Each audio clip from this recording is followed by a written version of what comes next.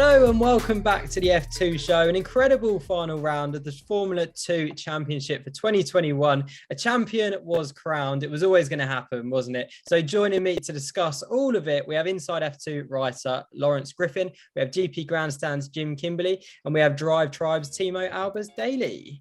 Coming up on the show then, a champion was crowned this weekend. We review what has been a landmark season for Oscar Piastri. There was some incredible racing this weekend. We take a look at it all. And finally, we get some final thoughts from our guests after another brilliant FIA Formula 2 season. All of that to come then, but I think we should take a breath really, because the Formula 1 has, we're Formula 2, but the Formula 1 is obviously a big part of the sport as well. And what a final race, Jim. What a final race. It all comes down after 22 races to the final lap of the season. What did you make of it? Yeah, Formula 1 was ace, almost the opposite Formula 2, with Piastri essentially taking the title about 5 rounds to go, it feels like. Dramatic. Controversial, throw all sorts of words at it, but it almost defines the entire season, this one race. Verstappen, Hamilton, penalties not being applied that maybe should have been applied, post-race discussions with people on the internet, the stewards, the teams, the drivers, everybody unhappy. Michael Massey in the firing line from everybody. It's just been a hell of a Formula 1 season, and you couldn't have predicted or couldn't have hoped for a better grandstand finish. Your thoughts about it being a sport or a drama aside, but it's certainly going to cause a lot of conversation. Whether that's good or bad for the sport remains to be seen, but I was thoroughly entertained for the best part of 2 hours, and from the looks of things, I might be for the next couple of weeks as well, even though the season's over. Netflix is going to be rubbing their hands together, aren't they? They are absolutely buzzing with that finish. Timo, your thoughts on it? The only thing I know for certain after that race is that Kimi deserved driver of the day, and that's about it, to be honest. That's the only thing I think everyone can agree on today after that. Yeah, completely agree. Yeah, it's obviously sad to see Kimi go, but it obviously is opening up a drive for Guan Yu Zhou in Formula 1 next season. So, and Lawrence, you've actually only just watched the race, haven't you? You've only just caught up. So, yeah, your reaction from fresh off the back of watching it. I'm still in shock. I still haven't fully processed it. I couldn't believe it. Just listening to Christian Horner saying it will take a miracle for Verstappen to win. I was ready to turn the TV off until Latifi crashed. Unbelievable. Anything can happen in motor racing. It's what's so beautiful about the sport. But it's a shame that it had to finish in such a controversial way.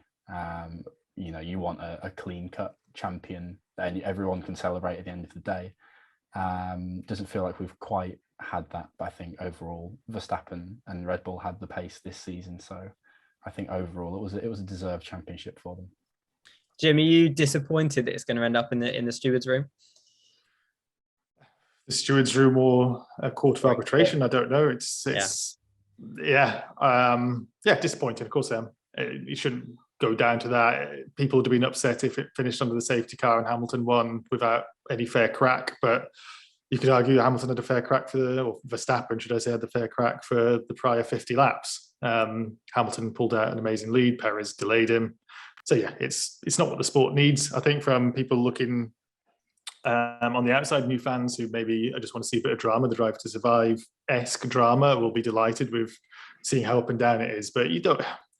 In football, if somebody goes in with a 2-footed slide tackle, misses a ball and takes the attacker's legs off, they don't go, oh, let's think about that and see what especially if it's the last man, that's going to be a penalty or a red card. There shouldn't be any discussion post-match about what should happen. Should that be a goal? Should that be a goal? That's the problem we face. It's a sport primarily, and it hasn't felt like a sport today. That being said, Verstappen's thoroughly deserved the championship. So did Hamilton. I'm not disappointed that it's one of them has won it and the other one hasn't. I'm just disappointed at bringing the sport into disrepute, for argument's sake, that Massey and the FA might have done throughout the season and come into a head in the finale, which is an awful shame. It really is, isn't it? But you couldn't have written it, could you? It's, in if you were to describe it in football terms, for example, it's, getting to the 38th game of the Premier League season, the two teams who are going against each other, playing each other on the final day of the season, and there being a 90th minute winner. Like you just couldn't write it, can you? And I don't think we're ever going to see anything like that happen again in Formula One. So what a weekend. But yeah, obviously congratulations to Max Verstappen. From one champion to another. Oscar Piastri was crowned our Formula 2 champion this weekend as well. So I think we'd be doing our jobs wrong if we didn't start by talking about it, did we? Obviously we had a pretty good idea going into the weekend it was going to happen, Lawrence, but he finished it in style, didn't he?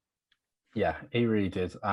It was one of those situations it would have been tough for him to not have taken the title this weekend, especially with the quality he's had throughout the season. And he had an interesting start, didn't he, to the weekend. Of course, his qualifying performance was absolutely brilliant. Quite an aggressive first sprint race where he looked like he got the balance about right, and then sealed the title in that race. And then the controlled aggression turned almost just into aggression for the second race, going quite laterally into turn 5 against Liam Lawson. So I'm glad that he managed to gather it back together and finish off the season in style in that final race. And just to reiterate his quality to everyone, leading from the front, it seemed quite a simple task for him. It was really reflective of that qualifying performance and how important that is. After a 5th straight pole, I think that's an incredible statistic to have, bearing in mind you rock up at these tracks with just half an hour of practice before then you have to go into qualifying. As a driver, like we spoke about before, didn't get a single pole in Formula 3 last season. That really shows his ability to improve as well. So yeah, I'm very, very pleased for Oscar, and he'll just have people questioning yet again, how is this driver not in a Formula 1 seat for next season? Yeah, they really will. 6 wins, 4 of those being in feature races. Obviously, for the last 4 in a row, 5 consecutive pole positions. I mean, they're impressive stats for someone in their 3rd, 4th season of Formula 2. But the fact that he's done it in his rookie season is, it says a lot about him, Timo, doesn't it? And he really has been the class of the field this season, hasn't he? Yeah, definitely. I mean, I came into F2 and F3 only last year, which great year to pick up on Oscar Piastri in Formula 3 and just absolutely nailed that one. And it was interesting to see the transition from F3 into F2 rather, especially in your rookie year, because you see Teo Porcher as well having quite a decent year, but Piastri just on a whole other level, and that's now 3 titles on the bench for him. And not that Joe doesn't deserve a seat in F1, but it kind of feels like it's against a law that Piastri isn't in F1 racing properly next year, and these guys settled as a reserve driver. Same problem De Vries has had in the past, obviously, and he's still no closer to it. So hopefully they can both find something soon. But again, Piastri has just been on it, and like Lawrence was saying before, it was really coming to the weekend, his championship to lose, and let's face it, he was never going to do that. And Jim, obviously a bit of a dramatic sprint race too for him. Was that just the effect of no pressure for the first time in 2 or 3 years? Obviously his championship went to the wire last season. He had a couple of races to have a bit of fun, didn't he? Yeah, he did. It sounds a bit rude to say after how much domination he had, but I was quite disappointed in how messy that second sprint race was, because he's been avoiding conflict all season, which is exactly why he's in the position he is. The only other DNF he's had all year was at Baku with first lap incident. I think it's sprint race 1. So that shows why he is where he is, that he's been able to keep his nose clean, and it's a reverse grid race. So I understand why he's in the midfield, but he was taking risks he hasn't taken throughout the rest of the season. And you can argue he just wants to have a bit of fun with it, but it kind of comes at the expense of other drivers who might still be wanting to jostle for their position and who want to be saying, I need to be signed by a top team for next year. So I thought it was a bit disappointing, maybe a slight bit of immaturity, but at the same time, as we've spoken about correctly from Timo and Lawrence, that it's 3 championships in a row. It's like you've been on your best behavior all the time, and it's the last day of school and you've got your exam results. Of course you want to have a bit of fun. So I understand it. And then, let's be fair, he cruised to victory in the feature race. Thought Porsche might have taken something. I don't know if the safety or this virtual safety car helped a little bit with that, but he showed that he still has a class. But yeah, the sprint race 2 was a bit disappointing, but I can understand the frustration of, I'm not going to have a seat next year. I'm the champion and I've been on my best behavior and I've not been rewarded for it. Let me have a little bit of fun. But yeah, as Thibaut alludes to, sitting on the sofa next year is not the reward you should have the Formula 2 champion. Yeah, we'll talk about that in a bit more detail in a bit, because that's definitely something that, is a little bit disappointing, isn't it? Okay, let's take a look at the final championship standings of the season then. Oscar Piastri, as we've just spoken about, is our 2021 champion after one of the finest rookie seasons we've seen in Formula 2. He obviously has his sights on his 4th championship in a row next year, aiming to win the Sitting on the Couch championship. Good luck to him. Robert Schwartzman secures the status of vice champion with a solid weekend this weekend, and Formula 1 bound Guan Yu Zhou rounds out the top 3. And the team standings, Prema wrapped up the 2021 championship in Jeddah, so we already knew that they had won the team standings. But there was a change for P2 in the standings. 2 podiums from Guan Yu Zhou and Felipe Drugovich each meant that UNI jumped above Carlin to P2 in the very last race of the season, so congratulations to them. High Tech and ART rounded out the top 5. As we said then, we've obviously spoken about our champion, but Robert Schwartzman secured 2nd in the championship with a strong weekend. Guan Yu Zhou signed off his Formula 2 career with a win and a couple of podiums this weekend as well. 3rd place in the standings.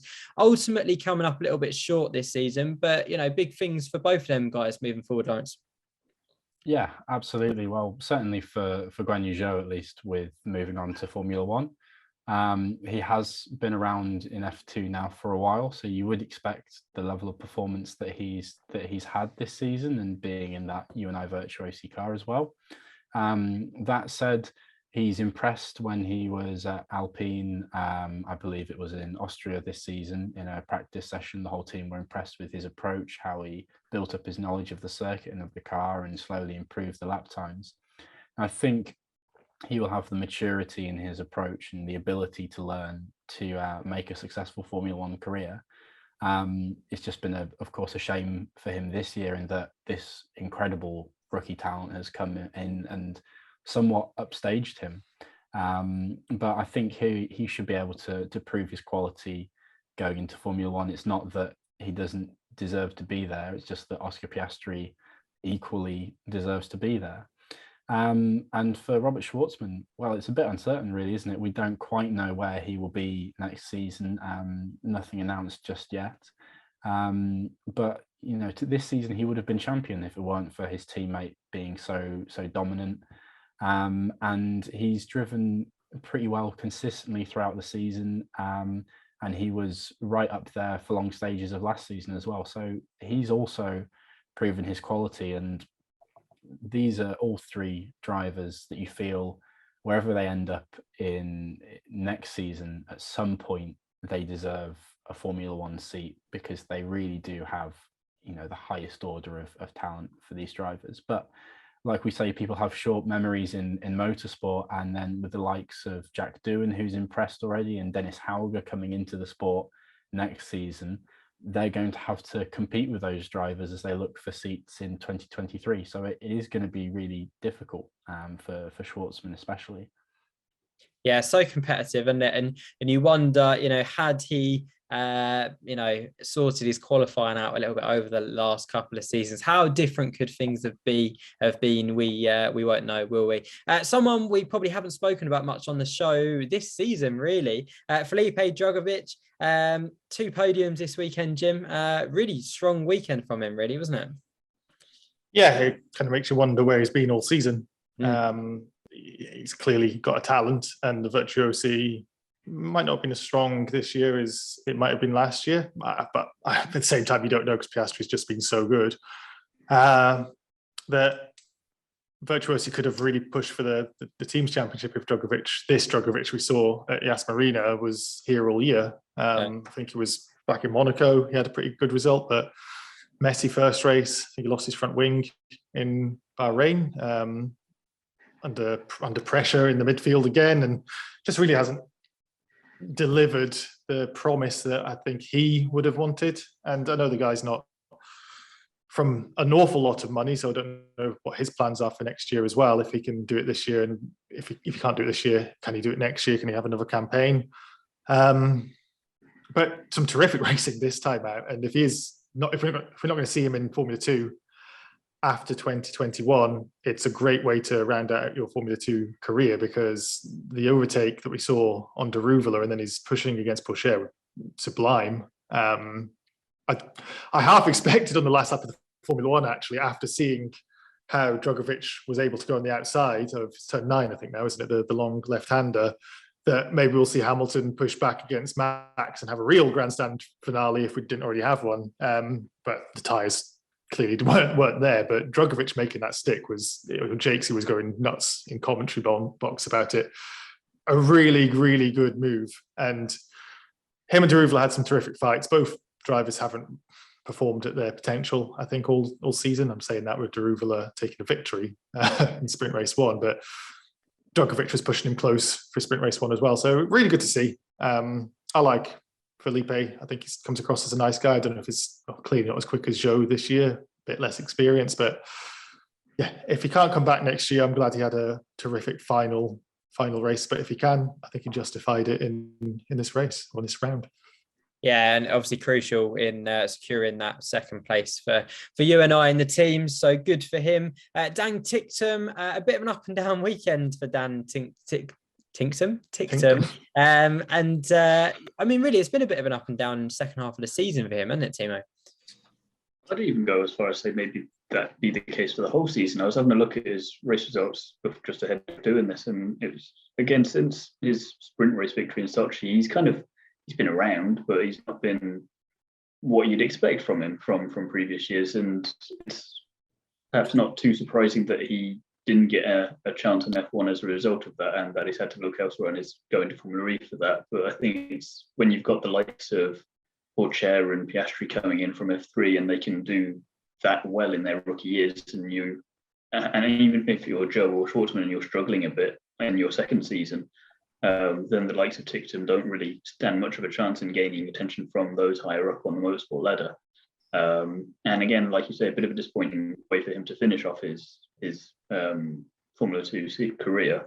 Because again, you could even argue that the win in Monaco was more luck because of the penalty that was handed out as a gift to him, the win a bit there. I mean, not that he didn't deserve it in some ways, because again, Monaco tricky to overtake him, and he still had to be in second place to take advantage of that. But compare it to previous years, it just hasn't been as strong, and I don't know quite why that is. It has just not been in it for one reason or another. But like you say, it's kind of a bit like Giovinazzi's exit in F1 today, which is kind of quietly just brushed under the rug and no one really took much notice of it. Yeah, he's shown real signs of pace, hasn't he? In qualifying and in races over the last couple of seasons, but hasn't quite put a whole season together either season, has he? So, but not as complete a driver as you'd maybe expect. Yeah, exactly. Glimpses of real good speeds, but I think he'll be a real asset to Formula E. So best of luck to Dan Ticktum. Another good weekend for his teammate Jehan Deruvilla, who picked up his second win of the season. It's the second season in a row he's finished really strongly, isn't it? A good performance from him. He absorbs the pressure from Drugovich well in Sprint Race 1, Lawrence. Yeah, he did. It's a similar story to what Timo was just saying about Dan Ticktum. Glimpses of real quality, but really lacking that consistency that you need to be right up in the top three in the championship. He raced really well again, and Drugovich threw absolutely everything at him, didn't he? And he did really well to hang on, to defend the position and not completely crack and buckle under the pressure, which I think many drivers might do in such a situation. But yeah, confusing to work out really where to judge Deruvilla's talent, because he can have those performances, but like I said, it's just the consistency that he needs to work on. And if he can hit the ground running properly next season, perhaps, then maybe we can see the Deruvilla that we're sort of all hoping to see if he can make that big step up. But yeah, like we've said many times now, with so many young drivers coming in with such talent, it's so hard to compete at that highest level to get the attention of those higher up in motorsport, just because of how stacked this F2 field is. So he's going to have to really make a huge step up next season if he wants to really improve his long-term F1 prospects. I'd argue just on the end of that as well, Schwartzman is kind of the same problem. 2 years in a row, he's been in what you could call the top team for F2, and both times his teammate has just managed to fit into, and it's not like he's been uncompetitive. He's been there the whole time, but again, it's just that cutthroat and that competitive in Formula 2. Yeah, some tough love on these drivers. Schwartzman, clearly talented. Zhou, clearly talented. Piastri, in my opinion, clearly more talented than both of them. Just you can come into this championship, take it comfortably, especially against Schwartzman, who is used to the car. I know Piastri was driving Prema already, so had the relationship with the team, but wasn't used to the Formula 2 car. I think it's kind of charitable. This is quite controversial because I know de Reuvel has a lot of fans, but 2 years in a row in Formula 2 in Carlin, who isn't a terrible team, and ticked and finished fourth in the championship. De Reuvel 7th. Yeah. We argue that these drivers need to have a chance in Formula 1, but I've seen Giovinazzi in Formula 1, I've seen Latifi in Formula 1, and they didn't win the championship, and nobody really is caring about what they're doing. They should pave way for the next generation, but they were the next generation not that long ago. We want the Piastris to be up there. We want the De Vrieses to be up there. Those are the ones we want to be championing. So we want the right people from the next generation to come through. Precisely that. You want the best that the next generation could be, because before you know it, we saw this round, Doohan's going to come through, and he looked mightily quick immediately. And then next year, in all likelihood, we're going to have Dennis Auger, who's wiped the floor in Formula 3. And we've already forgotten about Callum Ilott. He seemed the next generation last year. Yeah, we want the best ones to make it. And unfortunately, like we've seen with Zhou this year, it's not necessarily the best ones. It's the good ones who are making it. And that's a problem. I don't know what will ever change with it. But yeah, we can't be overly charitable, or I can't be overly charitable about Schwartzman or about de Reuvel when they've had a fair crack, and people like them, like Zhou this year, get promoted and Piastri and De Vries don't. It's just very frustrating. Does the system need to have a rethink? I know we could spend hours talking about this, Jim, I know, but does it need a bit of a rethink? Well, that's one of those things. I think we could have a special podcast in the off season about suggestions for what we could do in an ideal world, and that ideal world probably is a world where finances isn't such a problem. I don't know if it would be something like the FIA or Formula 1 themselves will have a prize money that goes to the driver of a certain amount of money, which can help them get into Formula 1. That seems quite fair in my eyes, but who's paying for it? So yeah, it doesn't even overhaul. There shouldn't be a situation where De Vries is languishing. I say languishing, he's bloody won Formula 3 championship, but that's not what he dreamt of doing when he was winning the Formula 2 championship, as it was. It didn't even exist when he was coming up through the ranks the first time. Yeah, these guys are hoping to be the Formula 1 champion. Formula 3 champion's great, and it's FIA World Championship approved or whatever this year, but it's not Formula 1, and I don't know if it ever will be. I'm happy that he's found a home that he can be successful in, but De Vries by rights should be there, and Latifi shouldn't be. And next year, Piastri by rights should be there, and Zhou shouldn't be. But yeah, maybe we should have a special about it, because I've clearly got some passionate views about this. Yeah, maybe the solution is we'll have an inside F2 Formula 1 team next season, and we'll fund that. Maybe we'll set up a Just Giving page. So if anyone in the wants to donate, then we can create that and link that in the comments below.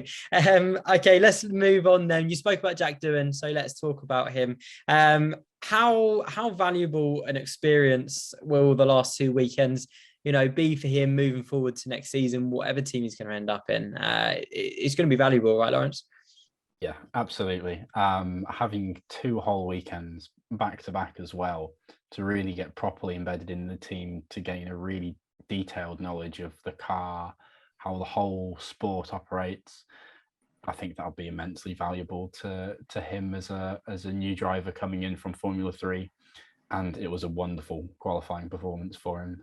I don't think anybody would ever expect a rookie coming in his first couple of races fresh off the back of Formula 3 without that winter to prepare properly for the championship.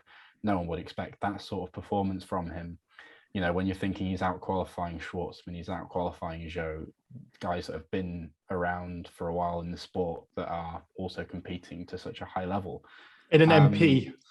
Yeah, exactly. It's not like he's in a Prema. He's not in the very highest of flying cars with respect to MP Motorsport. And yeah, he was really unlucky to spin on the opening lap. It's easily done, as Lawson helpfully demonstrated behind. Yeah, but it's absolutely wonderful preparation for him. But it almost looks like he doesn't need it. He seems ready already, and he having that extra prep that somebody like a Piastre didn't.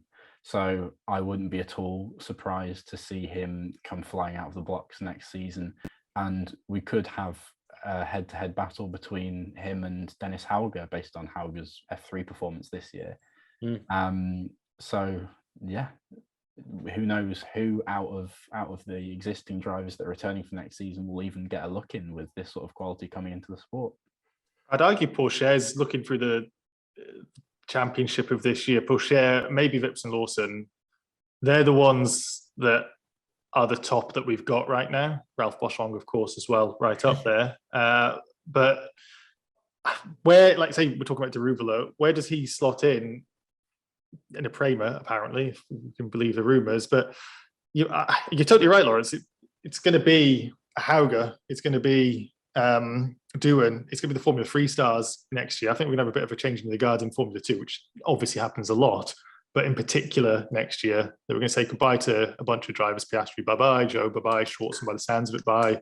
Tickton, bye. And it's going to let some new names start taking the championship fight, taking pole positions, taking podiums. Really exciting. Yeah, bring it on. I think, especially, as you say, if the rumours are right, if you've got Deruvolo going to Prema, Hauger at Prema, Jack Doohan potentially, linked with Drive, UNI Virtuosi, then yeah, they're going to be all championship contenders, aren't they? So let's wait and see how that one ends up. We've spoken about Terry Pourchaire. He'll obviously be the highest returner. He'll be gunning for the championship next season. It looked at one point, Timo, like he was in the box seat, wasn't he? But really, was he ever in with a shot? I'm not sure. Piastri looked in control, but there was a brief moment where the VSC kind of brought him into contention, didn't it? Yeah, it was a very cheeky little moment that if it was anyone except Pourchaire, you wouldn't have maybe considered that there'd be a chance for it, but because it's him, you couldn't rule it out definitively, even against Piastri. But no, he's doing well. I mean, he obviously had that nasty crash in Saudi, and he's done well to come back and be able to do all right. I mean, he's not been on top of his game, but that's understandable. But again, it shows that he had a look, he had a sniff, and he was right there again back when the opportunity was there. And okay, he couldn't do it, but we know he's got talent, and he's going to be one to watch next year for certain. And again, when we're talking about the likes of Doohan and Hauger fighting it out, we can't rule Pourchaire out of that either, because again, give him a bit. Now he's got a season under his belt. That could be a kind of a Mick Schumacher in the sense of have a season to get to know everything and warm yourself up, and then second season he's coming for you. You'd argue that he's had a better first season. Well, he definitely has had a better first season than Mick Schumacher had in his first season of Formula 2. So, we'll see how he gets on next season. I think he could be a real contender next season. So, we'll wait for that one. And for Marcus Armstrong as well, I was gutted that obviously he was in the lead of sprint race 2, and he had to pull out of the race. I'm not sure who's had worse luck this year, to be honest. You've got Armstrong, Lundgaard's had some bad luck. Lundgaard's probably the only other person who's been unluckier. Yeah, exactly. Maybe we'll put a poll on Twitter who's been the most unlucky Formula 2 driver, but it really has, isn't it? Like he's had some really, really bad luck. And I think for those guys as well, Jim, some of those guys haven't really had the chance to necessarily show their potential or their ability, have they? No. Dams aren't what they were, which hasn't really helped him either. Yeah. So it's unfortunate. I don't know what happens to Armstrong from here on out. Devastating for him to pull off the side of the road when he looked like he kind of had that race in the bag. So I don't know if he'll define the entire season based off of, or his entire career based off of this season. He looked like he had a bit more potential maybe last year. But he's taken a win, which will be great. Ferrari, I don't know if that's going to be something that will continue if he has another season. But no, to answer your question, he hasn't had the opportunity to demonstrate exactly how good he is or isn't because of quite a lot of bad luck throughout the year. But at the same time, there is a bit of an argument that drivers with bad luck, or the drivers make their own luck, or however you want to call it, that engine failures are one thing, but the other times when he hasn't had engine failures, has he turned up to the level that you'd expect him to? Maybe not. But he's provided quite a lot of entertainment. There's points this weekend, and was it last weekend as well, or last race as well, when him and Lawson were all quite close together, which was quite fun to see. There's not a lot of Kiwis. See them both racing next to each other, so that'd be good for Josh Revel or any other watchers of Formula 2 from New Zealand. But yeah, will he come back next year? I don't know. I am disappointed for him. He'll be frustrated at how the year's turned out.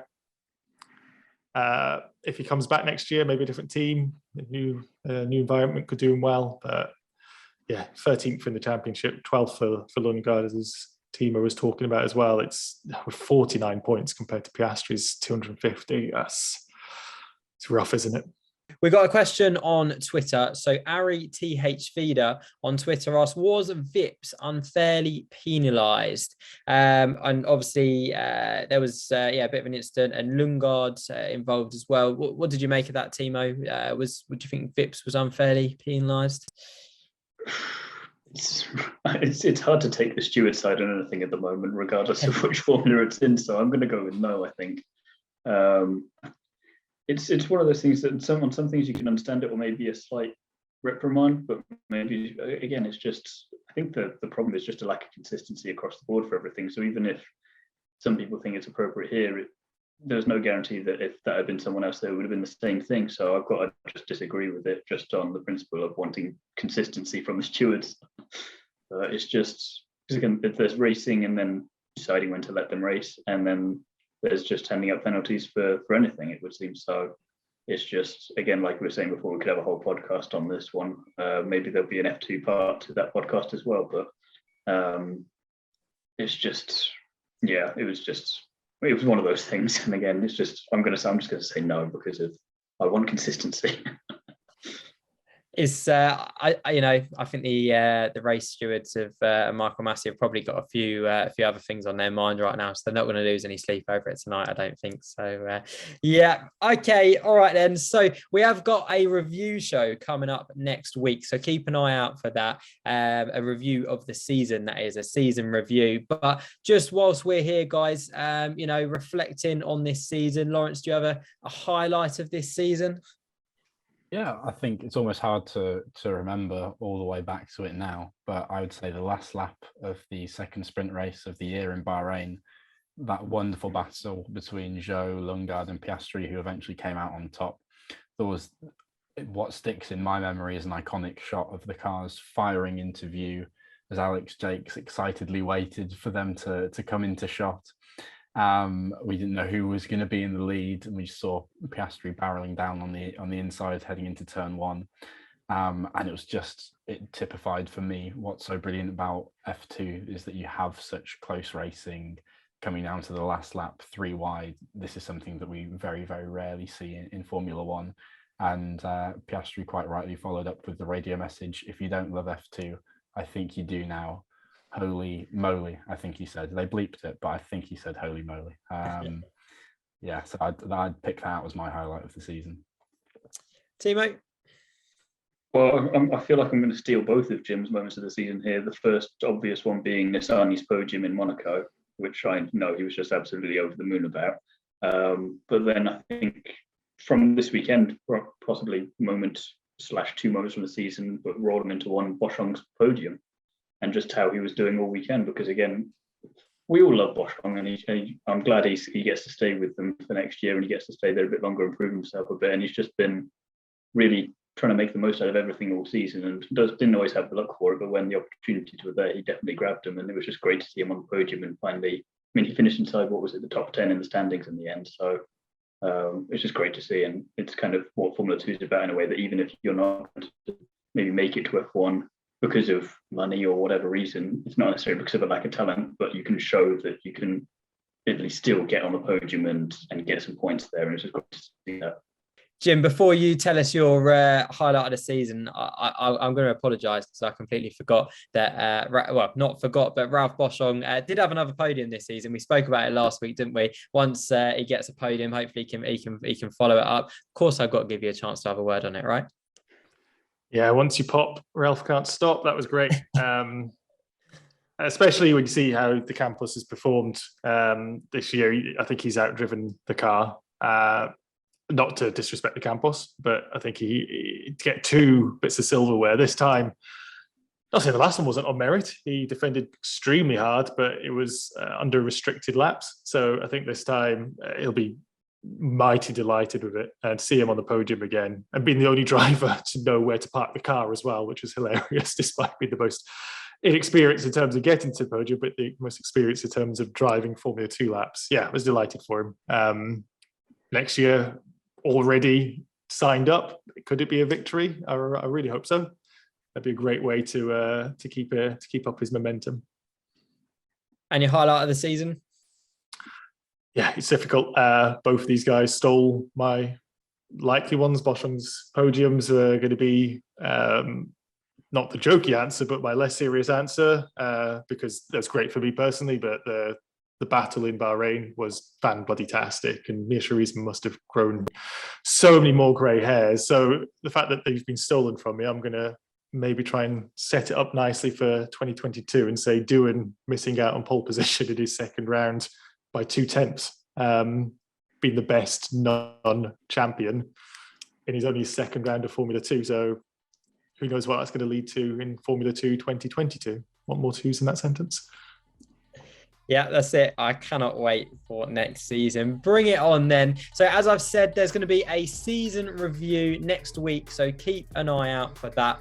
But that's all we have time for today. My thanks to Lawrence, to Jim, to Timo, and to actually every other guest that's been on the show this year. Thank you very much for your time and your expertise, guys. And my thanks to you guys at home as well for watching. If you've enjoyed the show, as always, make sure you give it a like, subscribe if you're new to around here, and if you'd like to see some more of the F2 show. As I said, keep an eye out for next week's show.